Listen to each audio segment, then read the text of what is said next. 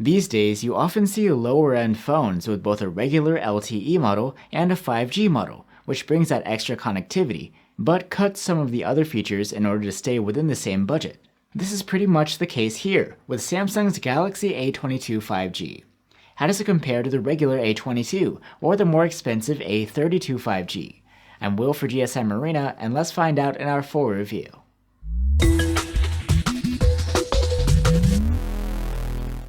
The Galaxy A22 5G is a phone meant to fill a very specific niche, 5G connectivity on a budget. As 5G networks expand, we should expect even more of these kind of devices to show up. As you might expect from a phone in this price range, the Galaxy A22 5G is all plastic. The back surface has a matte look and is grippy, but collects plenty of fingerprints. The phone is a bit larger than the LTE-only version and feels thick and chunky, which is strange since it also seems hollow when you tap on it. The display is a 6.6-inch IPS LCD with a 1080p resolution and a 90Hz refresh rate. Despite the rather large bezels, you still get a notch for the selfie cam, and unlike the A32 5G, you don't get Gorilla Glass protection here. This display does offer advantages over those of its cousins. The 4G Galaxy A22 has an AMOLED screen, but a lower 720p resolution, and the A32 5G has a 720p LCD that doesn't have a high refresh rate. The refresh rate here is controlled quite simply. It's either 90Hz or 60Hz depending on what you choose in settings. It might use up more energy since it isn't adaptive, but it still offers you a smoother experience when swiping, scrolling, and even playing games. The screen itself is just okay, but still decent at this price point. There's good contrast for an LCD, and it's nice to have the higher resolution. Colors aren't very accurate though, trending toward bluish, and there aren't any color settings to tweak them with. There's no HDR support, and brightness is nothing special. We measured a maximum of 385 nits with the slider, and there's no additional boost available on top of that. The A22 5G has both a headphone jack and a bottom-firing loudspeaker. It scored just average on our loudness charts, and audio quality from the speaker is nothing too impressive either.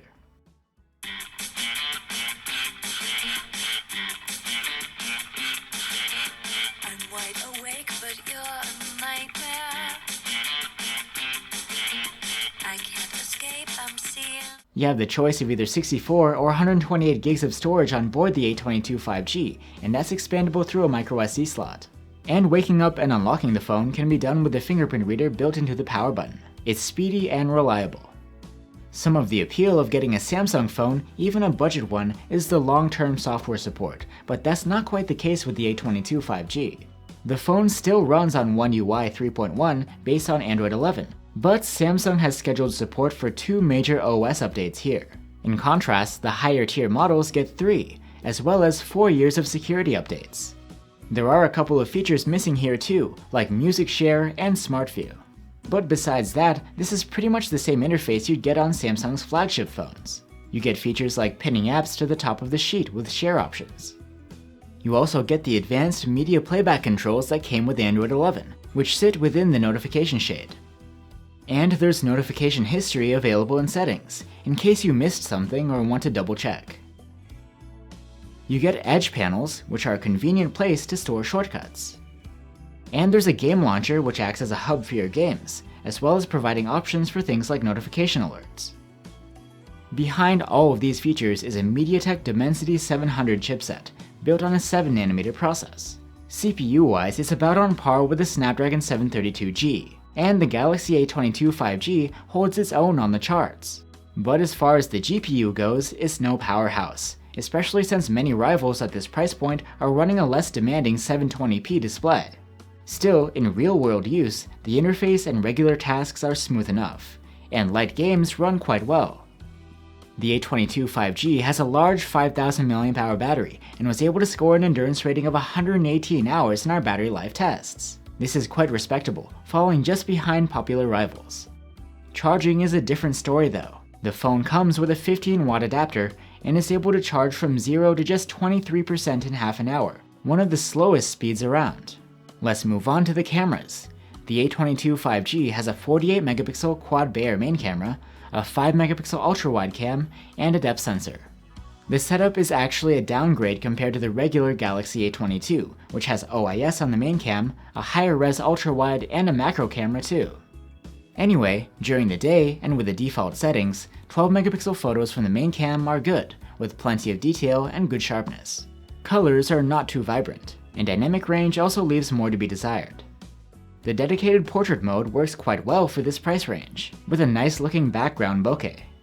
5 megapixel shots from the ultra-wide are nothing to write home about. The photos have poor contrast and even more subdued colors, but also a narrow dynamic range. Selfies are taken with the 8 megapixel front-facing cam, and these are decent. There's an adequate amount of detail, and colors look alright. Dynamic range is rather narrow though. In low light, the main cam's performance is unimpressive, yet still okay for a budget device. There's plenty of resolved detail, but these photos are generally soft and noisy with narrow dynamic range. Turning on night mode has a pretty big effect. These photos are sharper with better definition and fine details. Shadows and highlights both get noticeable improvements too. The ultra-wide camera is barely usable in low-light conditions. The shots are blurry and dynamic range is not very good, with blown-out highlights. There's no night mode support here either. One quirk about video recording on the A22 5G is that while the chipset should technically support 4K capture, you're limited to a maximum of 2048 by 1152, which Samsung calls 2K. It's not very impressive, delivering the same amount of detail as 1080p video, and at times it looks even softer. Colors are also quite bland. 1080p video from the ultra-wide cam looks rough, with a low level of detail and a general softness throughout the frame. The dynamic range is limited too. There is electronic stabilization available on either camera, and it works surprisingly well, smoothing out all the small bumps and shakiness. We did notice some focus hunting introduced with the main cam though. So that's the Samsung Galaxy A22 5G. You get a high refresh rate 1080p LCD, good battery life, a Samsung software experience, and decent photo quality from the main camera.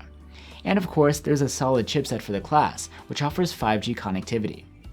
Like all the devices we've seen recently that offer 5G on a budget, there are compromises and shortcomings compared to 4G phones at the same price. But within this niche, the A22 5G offers a nicer display than the A32 5G, while still offering Samsung's UI and software features. If that speaks to you, then it could be worth considering. Thanks for watching guys, stay safe and see you on the next one.